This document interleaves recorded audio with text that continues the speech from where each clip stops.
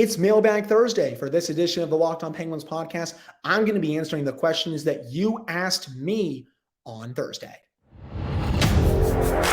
You're Locked On Penguins, your daily podcast on the Pittsburgh Penguins, part of the Locked On Podcast Network. Your team every day.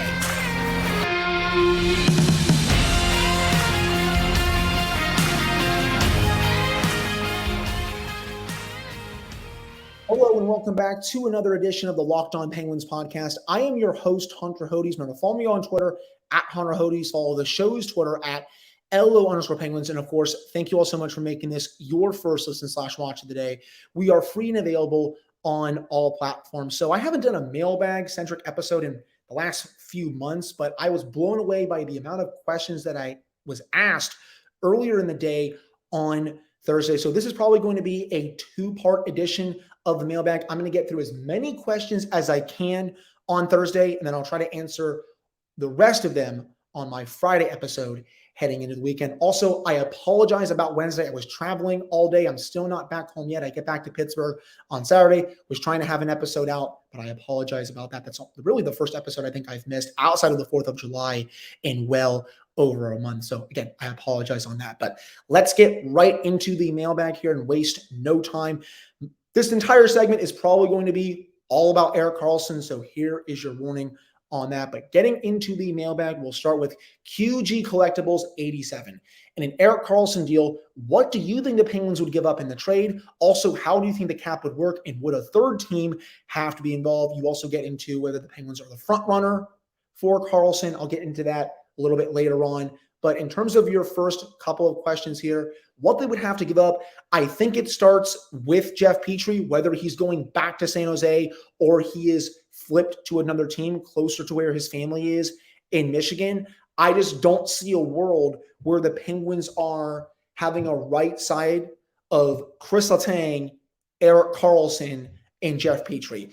Two of those players make over $6 million per for this season, and another is probably going to be in the $7 to $8 million range, depending on retention. Maybe the Penguins can get it down to below $7 million if another third-party broker wants to help with the salary, but I just don't see how that's going to work. So I don't think Petrie will be on the team if this Karlsson deal goes through. You also have the Mikael Granlund situation. If he is included in this deal, the Penguins may have to retain a couple million of his salary. Remember, Kyle Dubas said during his press conference that there are more creative ways to shed salary than buying someone out. The buyout is going to be a last type of resort because the Penguins have a second buyout window thanks to Drew O'Connor filing for arbitration. So far, a contract has not been signed when it comes to that one. His arbitration date is set for August 4th. But with Granlund, maybe he goes to the Sharks. Maybe he goes to another team. I think one or both of those players would have to be in the deal. I also do think the Penguins would have to send out one of P.O. Joseph or Ty Smith. I would lean towards them sending out Smith just because I think P.O. Joseph has a higher ceiling right now. He was really good offensively this past season. Defensively, he gave it back a little bit, but I think there's room to grow in that department. I think one of those two would have to go, but again, I think it's Smith. Outside of that, I think a lottery-protected first-round pick could be in play, and obviously for the protection, it would be if things go really, and I mean really south for the Penguins this year. Prospects-wise, maybe Owen Pickering, but I don't get the sense that the Penguins want to give him up in a trade for Karlsson. So those are the assets that the Penguins are working for when it comes to the Karlsson deal. No, they're not as good as what the Hurricanes could offer because they have a better prospect system. They have better players, I think, to offer. They have more salary cap space, but the Penguins can still make a deal here. Despite being over the cap, a third-party broker can easily come in and help the Penguins with this. So I hope I answered those parts of your questions. In terms of Penguins being the front runners, yes, that has been widely reported by several outlets. I think Rob Rossi from The Athletic was one of them. I'm honestly not too surprised, even though the Hurricanes are seen as a Stanley Cup contender heading into this season. Do not, and I repeat, do not underestimate the notion of Karlsson playing for legendary world-class players in Sidney Crosby, Evgeny Malkin, and Chris Letang. That matters a lot more than what some people will tell you. And also, Pittsburgh, it's a little bit of a different city than Raleigh. It is, people. If you've been to Pittsburgh and if you've been to Raleigh, it's way different. But trust me, with the star caliber players that Karlsson can play with in Pittsburgh, I think that weighs on him a lot. So that's the first question for this mailbag edition of the show. For the next question, keeping with the Karlsson stuff, Flav Dave 410 asks, how do you think the Penguins would balance the workload between Letang and Karlsson, assuming the trade is made? Okay, two things. Number one, Letang is going to get the top pairing minutes. Despite Karlsson being able to handle those minutes, Letang is the better all-around defenseman, and that's why you're going to see him keep those minutes. He's also been the number one defenseman for this team for well over a decade at this point. You're not just going to take that away from him, even though you're getting Erik Karlsson. Now, outside of those minutes, especially at 5-on-5, I do think you could see Letang have his power play quarterbacking duties taken away because Karlsson is a better power play quarterback at this point in his career. And maybe you have Karlsson run it from the point and you move Letang over to, say, the Phil Kessel spot along the left half wall, where he is a great shooting option and a great passing option. That's where Kessel was so deadly during his time in Pittsburgh and why the Penguins had one of the best power plays in the league. So I think you could see both of those things occur if the Penguins are able to get this deal done. Now, if Letang gets hurt, which obviously that's a big possibility because he's been banged up throughout his career, Karlsson can step into those minutes, even though you're not going to get the best defensive impact out of him. But that's the way I see it right now, Dave. Letang remains the team's number one defenseman. He gets those minutes. Karlsson becomes the team's power play quarterback, and you see Letang maybe on the left half wall at the Phil Kessel spot. And also you can maybe have Letang quarterback the second unit. That would be a lot of fun as well. One more question before we head off into a break. Jess Belmosto of Locked On Flames asks, how do you grade the offseason so far? Do you think Kyle Dubas will get the Karlsson deal done before August 1st? And what is the best food to order at a Penguins game? Okay, starting off with your first question with the offseason so far, I would give Dubas about a B- to a C+. I know some people may not like that grade, but I still think the bottom six is lacking a little bit right now. I've been talking about the bottom six way too often on the show, and I apologize about that, excuse me. But I still don't think there is enough offensive oomph down there. Now, that can change if Andreas Janssen gets back to the player that he used to be, Vinny Hinostroza as well. Maybe Drew O'Connor takes the next step this upcoming season. But I still don't think there's enough offense down there. At least the Penguins have a plan with their bottom six. They want it to be more defensive-minded. Mike Sullivan wants to be able to send out that unit late in games to shut down the opposition. He couldn't do that this past season because the bottom six was bleeding goals against every single game. So they got better in that aspect down there. Just I don't think they have enough offense. Jari, that contract is obviously a big gamble, but if he does stay healthy, I think it could turn out to be really good. Ryan Graves, I like him. He'll bring a lot of offense to the blue line. He's really good in transition, decent defensively. So I think he's had a little bit of an above average offseason, but I don't think he's blowing it out of the park or anything like that. He's doing a lot better than I think what Ron Hextall would have done. So I'll give him a massive W when it comes to that. In terms of the Karlsson deal, if it's going to get done, I do think it gets done before August 1st. San Jose is playing a very dangerous game right now. They don't have a lot of leverage. They seem to think that they do. They don't. Karlsson controls this thing. He has the no move clause. When your options are limited, when you're trying to trade a player, you're not going to be getting that high of a return than you normally do. And I know the Sharks may be willing to say, hey, maybe we can take this into training camp. Let's take this into the season, try again at the trade deadline. That's risky because Karlsson has made it clear that he doesn't want to play for the Sharks. He wants to go to a contender to chase a Stanley Cup. He's come close to winning it all before. He wants to have his name on that trophy. But if there is a deal to be made, it comes before August 1st, especially because the Penguins, they have that O'Connor salary arbitration case coming on August 4th. I'd like to think it's going to be settled before then, but you don't know. That said, I think in the next 2 weeks, we're going to learn a lot more when it comes to the situation. Lastly, Jess, about the best food at Penguins games. There is a elite, and I mean an elite hibachi place right outside of section 104 or 105 at PPG Paints Arena. You can get chicken and fried rice, get some yum yum sauce on it. It hits the spot every single time. I get it every time I'm at games. My girlfriend absolutely loves it as well. It's actually decently cheap when you look at some of the other stuff that's there, like permanis, chicken tenders and fries, all that other stuff. I love that hibachi at Penguins games. But that will wrap up this first segment of the mailbag edition of the Locked On Penguins podcast. Coming up in the second segment, we're going to get into a question regarding Mike Sullivan, another one about Braden Yeager, and a whole bunch more. Now, before we get to that, our next partner is AG1, the daily foundational nutrition supplement that supports whole body health. I drink it literally every day, usually when I wake up in the morning between 8:30 and 9:30. I actually usually drink it while I'm making my coffee as well. And it is so freaking good. All great athletes have one thing in common. They take care of their bodies. And a huge part of that starts with optimizing whole body health. A lot of them also drink AG1. And it's why I am a huge fan. With every daily serving, I'm setting myself up for success with 75 high-quality ingredients that give me key daily nutrients and support energy, recovery, focus, strength, and clarity. It's a micro habit that delivers macro benefits and helps just about everybody take great care of their health every single day. If a comprehensive solution is what you need from your supplement routine, then try AG1 and get a free 1-year supply of vitamin D and 5 free AG1 travel packs with your first purchase. Go to drinkag1.com/NHL network to learn more. That's drinkag1.com/NHL network. Check it out.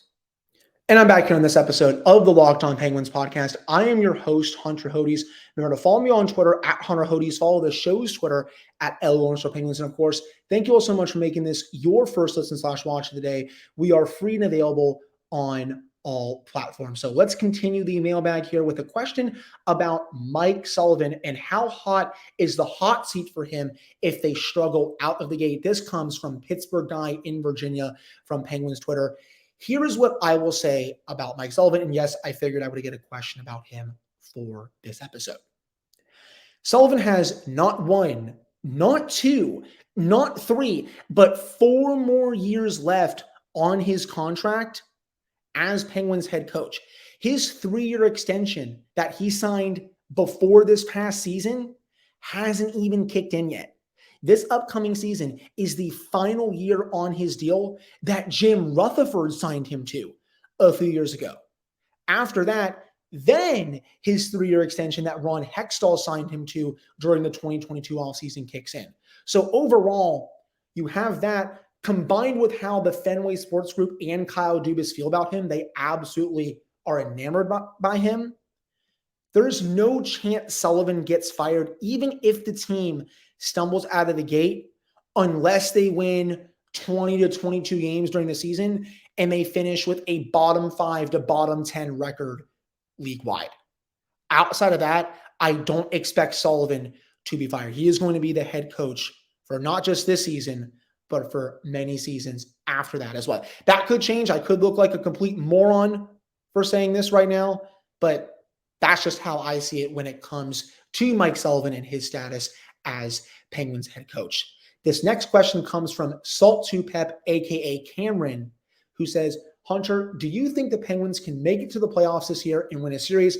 And if not, where do they need to improve upon to do so? Starting with your first question, Cameron, yes, I do think the Penguins can make it to the playoffs this year. I have them as a playoff team right now. I have them 4th in the Metropolitan Division. I have them getting one of the 2 wild card spots. I just don't think the teams below them right now have done enough to pass the Penguins in the standings. And I'm also not fully sold on a team like the Islanders, especially with what they've done this offseason so far. Now, in terms of winning a series, that's a tricky question. Say they draw a team like New Jersey in the first round. How are you going to beat a team that skate circles around you. The Penguins are going to have to get a bit faster as a team this season. Now, if you play a team like Carolina, and I think the Hurricanes are also going to be a top contender for the Metropolitan Division, they play a little bit differently. They're very stingy defensively. The Penguins are not going to get a lot of chances in that series. And when they do get chances, they're going to have to make the most out of them. But still, it's not the best matchup because the Hurricanes are so good in their own zone. Outside, though, of getting faster and, finishing more of their chances, they need the bottom six to step up when the star players are having maybe a game off or something like that. And this team especially, and I can't stress this enough to everyone out there who is listening or watching, this team needs better goaltending in the playoffs. Goaltending has screwed the Penguins so freaking badly over the past few seasons that I don't think it's talked about enough. And no, it's not just this lame excuse. You go back to the 22 playoffs against the Rangers. The Penguins were dog walking that team in that series, and they couldn't even get 900, even a little below average goaltending from Louis Domingue. Yes, I understand he is a third string goaltender, but he couldn't even do the bare minimum to win one of those final three games. You go back a year before that against the Islanders. I thought the Penguins badly outplayed them for most of that series. I would say in 4 to 4.5 of those 6 games, the Penguins were the better team. The main difference, Tristan Jarry stunk, especially in games 5 and game 6. So that I think is one of the biggest reasons why the Penguins have not won a series since 2018, and that has to turn around. Heck, you even go beyond that. 2020, COVID bubble against the Canadiens. Matt Murray wasn't good in that series, and by the time it was too late, the Penguins looked like they had already checked out. That was the game that Tristan Jarry started, the game 4 of that series, and he played really well, but it looked like the team didn't even want to be there. So they need better goaltending there, better finishing from the bottom 6, and they need to be faster as well if they want to win a series. But I do think this team is a playoff team heading into the season.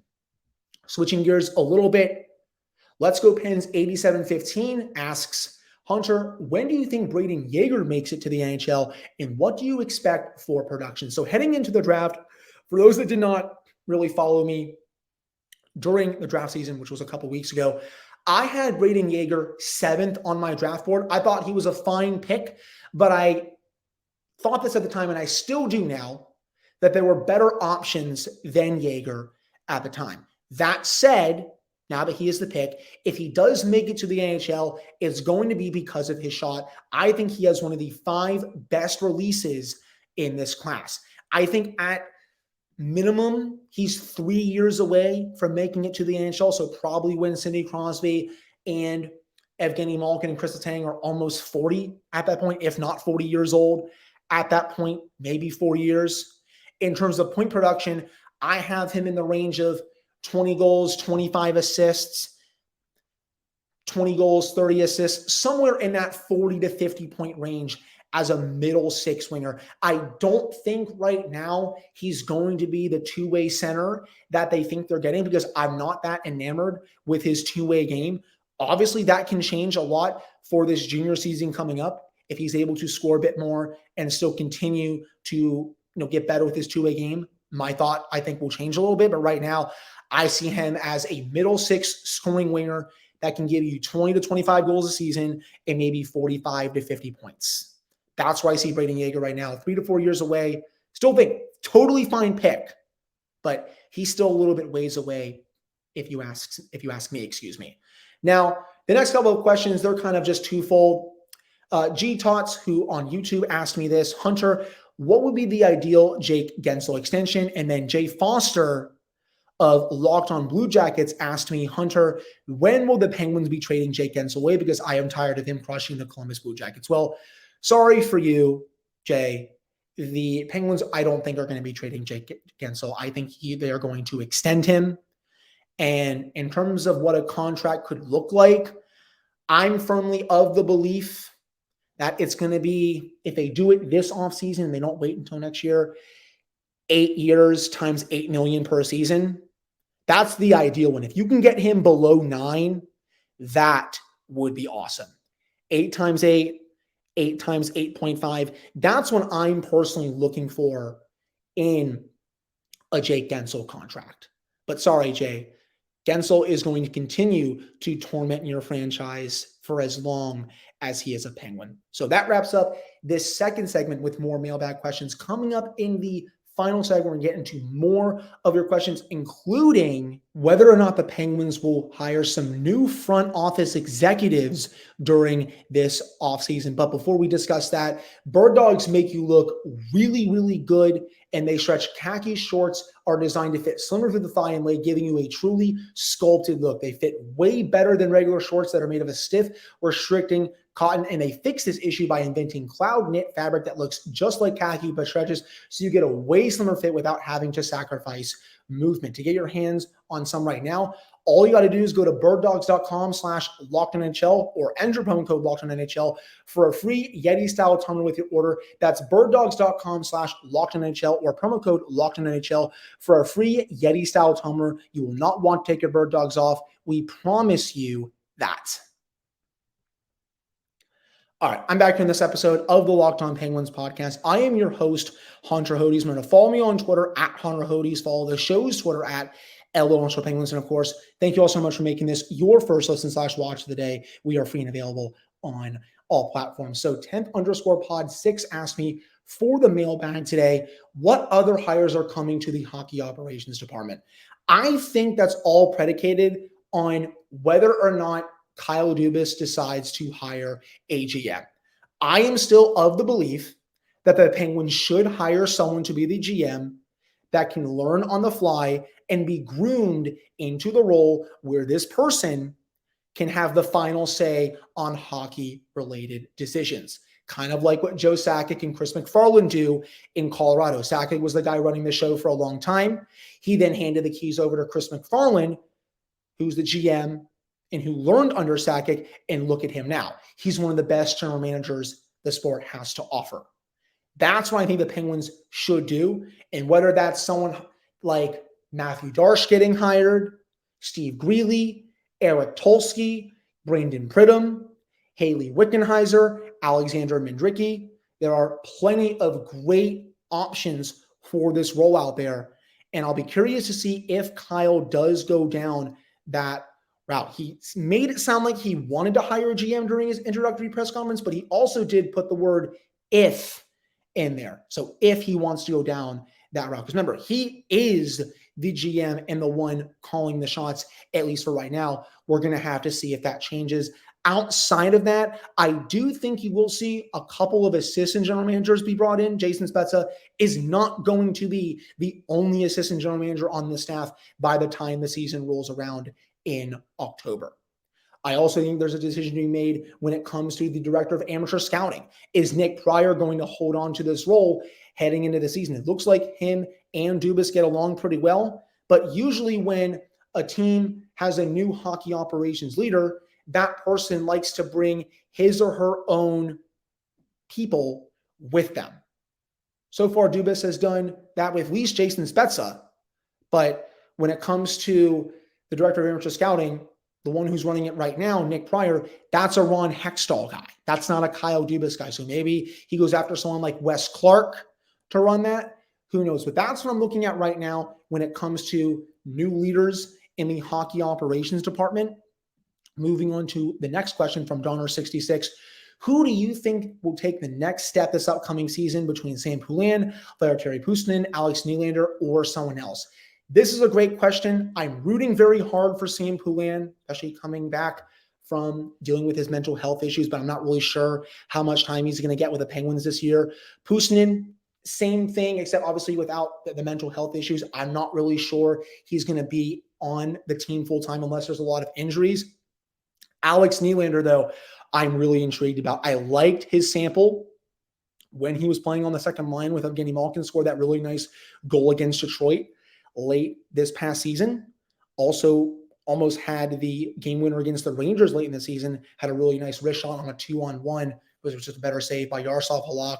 I do think in a perfect world, he is on this team to start the season, but he's going to have to earn it. I really like him, but the big one I'm really excited about is Drew O'Connor. 5 goals, 11 points this past season. It's time to see what the Penguins have in him. We have to see what the new deal is going to be when it comes to his arbitration case. Again, I don't think it's going to go all the way to arbitration on August 4th, but you never know. But it's time to see what this player can do in a full-time capacity over an 82-game season. Nylander and O'Connor are the 2 young players that I'm really looking at for this upcoming season. And finally, I will end the show with a really fun question here. This comes from a listener named Brian. He says, Hunter, can you give us a quick about Hunter bio for us newer listeners?